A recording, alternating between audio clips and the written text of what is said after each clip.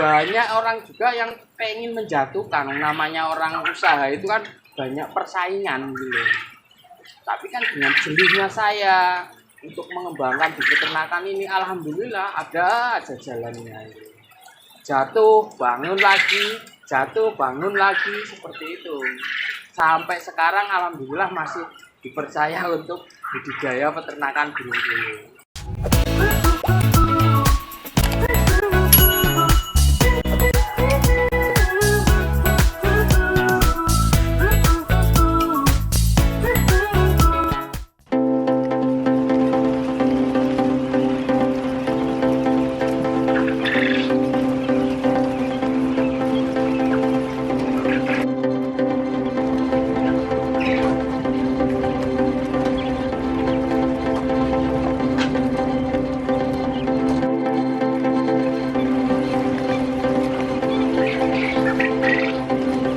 Assalamualaikum warahmatullahi wabarakatuh. Perkenalkan, nama saya Kusmono, selaku owner dari Elvano Oil Farm, juga karyawan.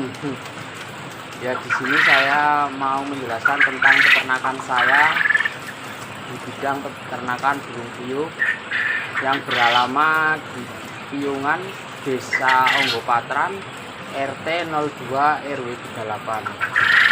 Saya dulu proses mulai beternak puyuh itu awal mula saya ikut orang, kerja di orang dari tahun 98 sampai 2003. Keluar setelah dapat ilmu dari saya kerja tersebut itu, lalu saya mulailah merintis beternak puyuh di 2004. Di 2004 saya merintis beternak puyuh itu dari 1000 ekor. Terus indukan saya beternak 50 ekor. Saya usaha peternakan puyuh itu dulu saya buat sambilan, hanya buat tambahan uang masuk buat beli susu anak, istilahnya seperti itu. Pekerjaan saya pokok dulu itu sambil bertaksi online di bandara. Jadi saya nyupir terus buat ngembangin usaha ini perlahan-lahan sambil cari pemasaran, marketingnya. Ya alhamdulillah saya nggak ngitung tentang keuntungan ya mas. Jadi saya itu hanya bisa berkembang pelan-pelan karena saya uang pribadi. Harus kerja dulu buat nabung, buat ngembangin. Dapat lagi untung di peternakan buat tambah lagi kandang, buat ngembangin lagi. Kenapa saya senang di peternakan puyuh? Karena hati saya itu dulu itu kayaknya kok nyaman usaha di peternakan puyuh, bisa buat bisa kerja buat sambilan gitu loh. Saya ternak 1000 cuma butuh waktu sehari cuma 1 jam.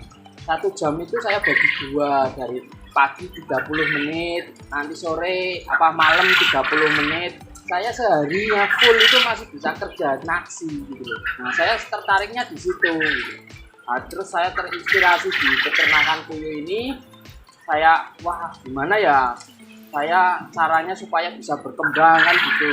Saya berlahan-lahan nabung untuk ngembangin.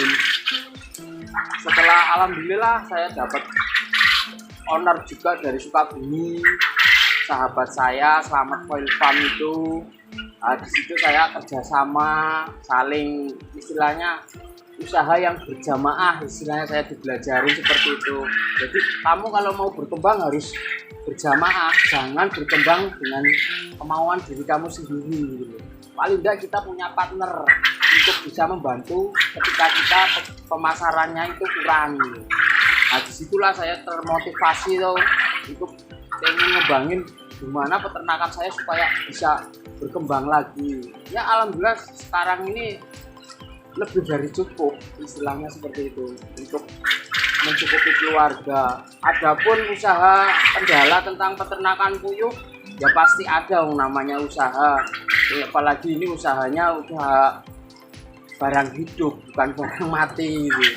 Jadi ketika saya bikin pembibitan mulai berlahan-lahan pun ada supportnya gitu loh. Tidak saya tahu-tahu bikin pembibitan itu enggak seinstan itu, ada prosesnya gitu. mulai dipelajari istilah saya belajar mulai bikin pembibitan ketika saya sudah kenal orang Sukabumi. Saya harus bikin make it, ibaratnya produk sendiri gitu loh, jangan beli dari luar. Ini loh made in, ibaratnya produksinya Elvano Welfam ini seperti ini karakter puyuhnya. Nah, disitulah saya semangat untuk bikin indukan jalur sendiri gitu. Saya mulai benar-benar fokus itu di tahun 2010. Di 2010 itu saya mulai bikin pembibitan, dan di situ saya masih terikat dengan teman saya yang di Sukabumi itu untuk penjualan bibitnya. Nah, di tahun 2015 ini saya sudah mulai lepas dari dia, karena kalau saya terlalu terikat dengan teman pun saya tidak bisa berbagi dengan orang lain gitu.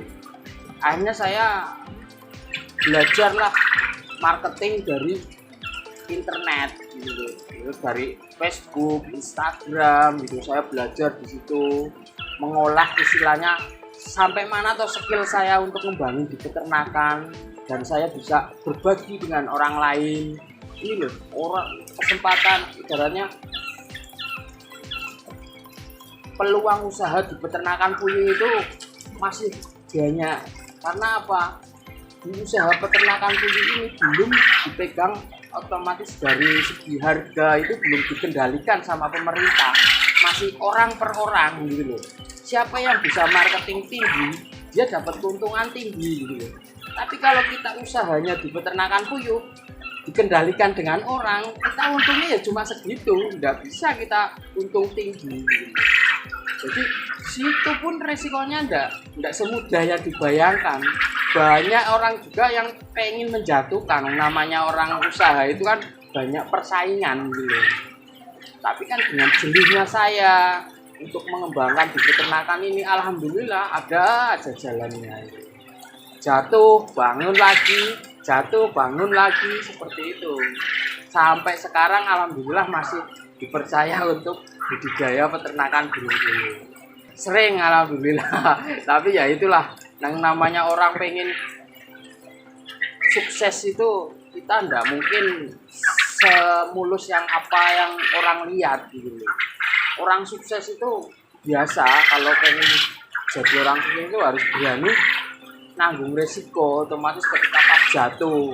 Tapi hati kita sudah nyaman di usaha itu, ngapain ndak dikembangkan lagi? Senajan kita ndak punya modal serupiah pun, tapi kita sudah dikenal dengan orang, tanpa modal pun kita bisa berjalan, bisa bangkit dan usaha lagi. Kalau saya alhamdulillah sekarang sudah agak naik kelas, sudah tidak budidaya khusus petelur konsumsi. Jadi budidaya telur konsumsi ini hanya khusus buat wilayah yang dekat-dekat rumah saja. Fokus saya itu di pembibitannya sekarang, dan alhamdulillah dikasih kepercayaan sama orang, terus suruh bimbing, Mas gimana caranya beternak, ya saya belajarin semampu saya, sebisa saya arahkan. Ya alhamdulillah banyak sih yang sekarang ini yang saya bimbing gitu loh. Sampai ada yang jadi, juga ada yang jatuh, karena karakter orang itu berbeda-beda gitu loh. Sudah jalan di usaha saya ya udah, dari bimbingan saya sudah jalan. Biasanya dia itu jalan 7 bulan. 7 bulan sudah menikmati, tahu-tahu beli bibit dari luar, datanginlah dia. Nah, dari situ sudah beda, istilahnya beda jalurnya, beda cara perawatannya. Di situ biasanya kendalanya, dia nanti kalau sudah sakit larinya ke saya gitu loh Mas. Lari ke saya, akhirnya dia jatuh, mau banget lagi susah. Jadi seperti itu banyak yang terjadi. Yang orangnya alhamdulillah masih percaya dengan saya, sekarang pun masih bisa jalan. Dari mulai merawat 100 ekor sampai bisa merawat 2000, saya ada. Orang yang tak bimbing seperti itu ada. Daerah Kebumen itu banyak. Purworejo, Koparjo, udah daerah Jawa Tengah insya Allah saya semua. Saya kasih bimbingan kan biasanya orang mau awal mulai mau beternak puyuh, dia itu kan bingung di pemasarannya gitu. sebelum puyuh itu produksi, dia tak kasih motivasi supaya Mas, kamu itu nggak usah mikir untung atau ruginya dulu. Kalau kamu memang benar mau belajar beternak, kamu harus berani nanggung resikonya. Caranya gimana Pak?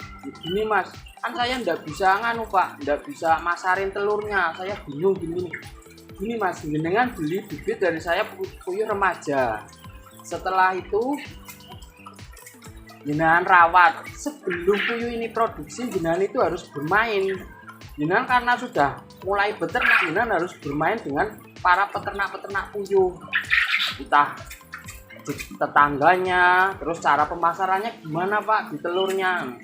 Telur kalau mau masarin Mas, jenengan main ke bakul angkringan, bakul kelontong, pasar. Jadi jenengan nanti kenal ini harga telur di wilayah sana sekian, harga pasarannya, karena setiap wilayah itu beda-beda harganya, tidak sama. Saya kalau jual bibit itu per bulan biasanya itu bisa nyampe 20.000 per bulannya, karena ini kondisinya juga baru agak kebijakan pemerintah ini terlalu membebani di peternakan puyuh ini. Omset saya pun agak berkurang banyak gitu loh. Ya saya bisa mungkin gimana caranya saya usahanya itu tetap bertahan, karena nanti setelah usainya ini pasti kan sudah langka orang beternak puyuh, pasti harga telur juga mahal, harga bibit mahal gitu loh. Ya semampu saya beternak, saya pertahankan, karena kalau saya mulai dari awal lagi saya itu susah lagi, nggak punya modal lagi gitu. Jadi saya mau kondisi seperti apa saya usahakan bertahan gitu loh.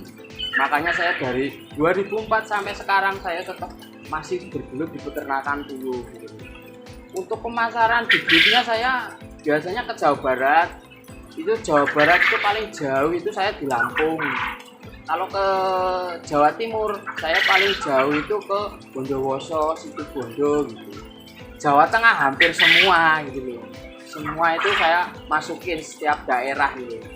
Rata-rata saya suplai ke peternak itu usia 30 hari. Hampir semua peternak yang saya bina itu rata-rata 30 hari. Karena apa? Dia mudah, tinggal nyiapin kandang, puyuh masuk, ngasih makan, nunggu 2 minggu udah mulai produksi telur. Jadi nggak terlalu ribet. Awal mula dia belajar mengenal tentang puyuh itu di situ paling mudah gitu loh. Kalau saya kirimnya mulai 0 hari, dia resikonya lebih tinggi. Dari pemanasnya, dia nggak tahu gimana caranya, kok puyuhku pada mandi akhirnya pada mati, padahal itu cara perawatannya dia nggak bisa gitu. Makanya untuk menjajaki tentang peternakan puyuh paling mudah itu usia 30 hari.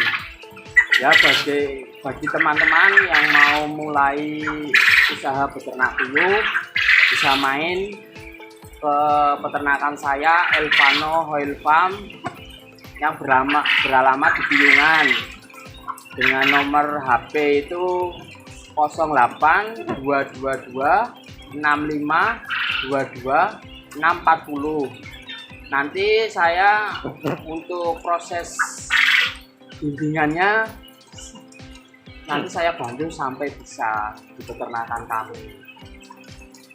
Yes, itu aja. Assalamualaikum warahmatullahi wabarakatuh.